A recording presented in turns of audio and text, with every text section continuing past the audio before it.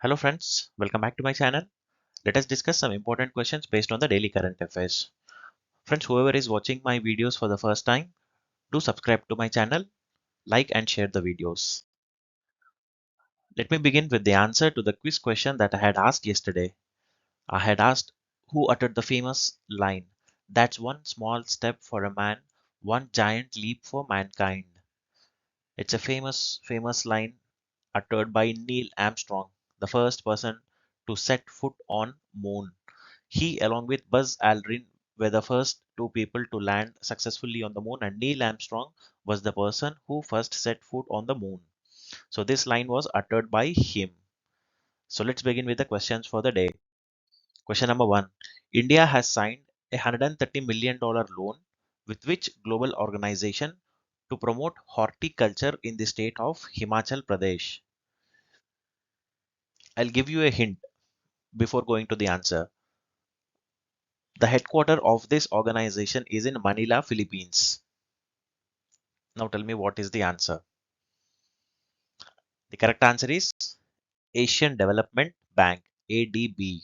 The government of India and the Asian Development Bank signed a $130 million loan to increase agriculture productivity, improve access to irrigation, and promote horticulture agribusiness to raise farmers' income in the state of Himachal Pradesh. The Asian Development Bank is a regional development bank established in 1966 to promote economic and social development in Asia and the Pacific region. It is headquartered in Manila, Philippines. It has 68 member countries, 49 of which are from the Asia and the Pacific region. The president of ADB is Masatsugu Asakawa. Question number 2.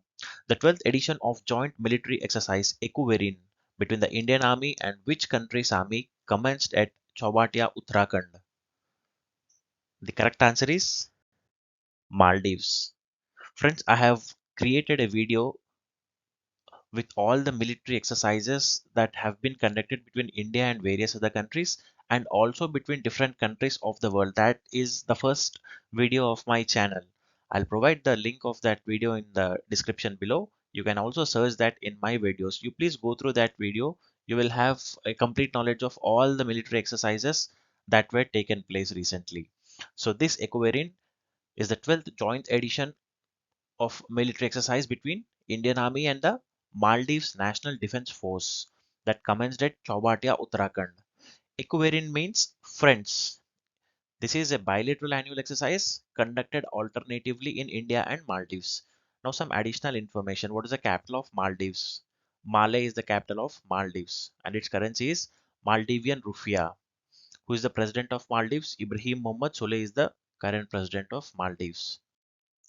Question number 3. India and which country are looking forward to take the bilateral trade in non-petroleum products to $100 billion by 2030?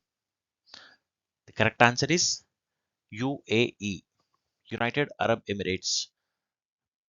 Recently, the first meeting of the Joint Committee of India and UAE CEPA, which means Comprehensive Economic Partnership Agreement, was held in New Delhi. During the meeting, Union Minister for Commerce and Industry Piyush Goyal said that India and UAE are looking forward to take the bilateral trade in non-petroleum products to $100 billion by 2030, which is currently at $48 billion. This historical India-UAE CEPA was signed in February 2022 during the virtual summit attended by Indian Prime Minister Sri Narendra Modi and President of the UAE Sheikh Mohammed bin Zayed Al Nahyan. The capital of UAE is Abu Dhabi and the currency of UAE is UAE dirhams.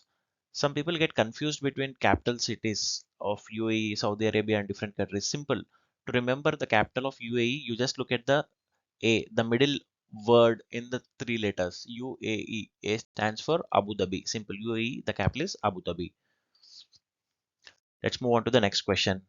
Question number 4. Yesterday, India's retail inflation was released. And what is India's retail inflation for the month of May? For the month of May, the retail inflation came at 4.25%.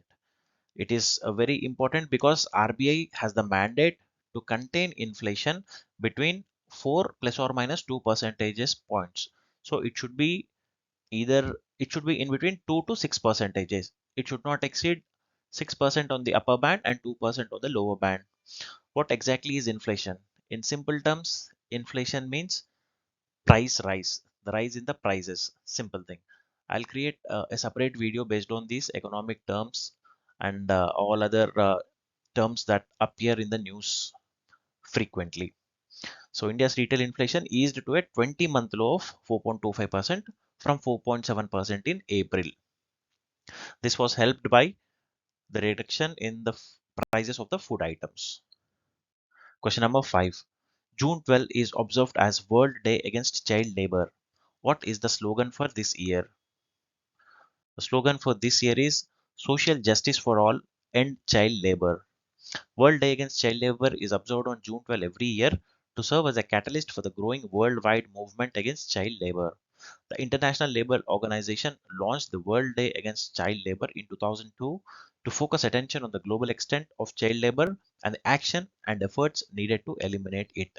Now, I have found out three articles. I've compiled three articles in the Constitution that are related to children, their education, their employment, etc.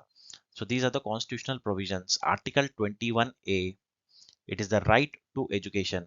This article was inserted in the Constitution by the 86th Constitutional Amendment Act 2002. It says that the state has to provide free and compulsory education to all the children of the age 6 to 14 years.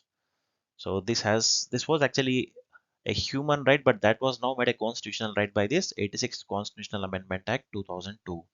Article 24, prohibition of employment of children in factories. No child below the age of 14 years shall be employed in the factories or mines or any hazardous employment. This prohibits children from employment. Article 24. Next is Article 39. It's a long article, but the provisions related to the children are that the tender age of children are not abused and are given opportunities and facilities to develop in a healthy manner. So basically, these are the three articles related to child labor and children education. Question number 6. The second summit of the Supreme Audit Institutions of the G20 countries was held in. The correct answer is Goa. The second summit of the Supreme Audit Institutions of the G20 countries began in Panaji, the capital of Goa, on June 12th. Deliberations were held on two priority areas. One is blue economy and the other is responsible artificial intelligence.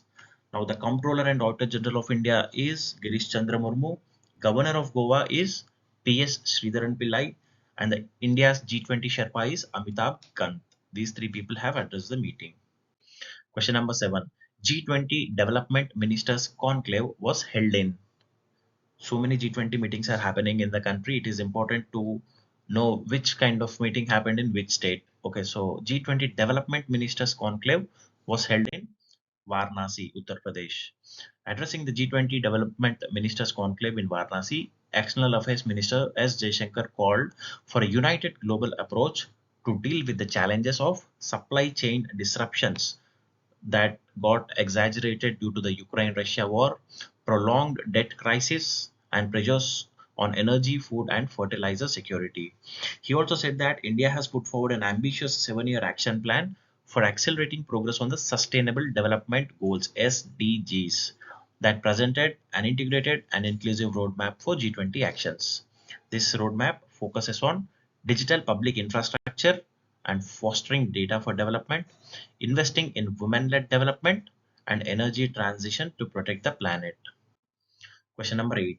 What is the name of the scheme launched by newly elected Congress government in Karnataka, which offers women free travel in non-premium services of state road transportation? The correct answer is Shakti. Shakti is the name of the scheme that is launched by the government of Karnataka, the newly elected Congress government. They have given five poll guarantees. So this is the first among those five poll guarantees. And the newly elected CM of Karnataka is Siddaramaya. Question number 9. The first ever National Conference of Tribal Writers was held in. The answer is Jammu and Kashmir. It was held in Jammu and Kashmir with its participants setting up a forum to safeguard authentic tribal literature and encourage youngsters to showcase their unique culture through writings. This two-day conference, organized at the Jammu University's Bhadarwah campus in Doda district, was attended by 37 Adivasi writers, poets, and cultural experts from across the country. I have a question for you. A few days ago, in my daily current affairs video, I have given a question in which the name Bhadarwah campus, the Bhadarwah Valley in Doda district of Jammu and Kashmir was mentioned. Why was it mentioned? Please give your reply in the comment section. I will give answer tomorrow. This Bhadarwah Valley in Kashmir was in news recently. For what? Question number 10. Iga Swiatek is a name associated with which sport? The correct answer is tennis. She's the world number one tennis player, and the reason she is in news is that she had won her third French Open title, and that is the fourth Grand Slam overall title in her career. She is from Poland, and the capital of Poland is Warsaw.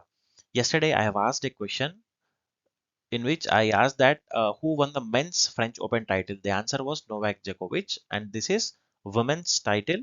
It is won by Iga Swiatek.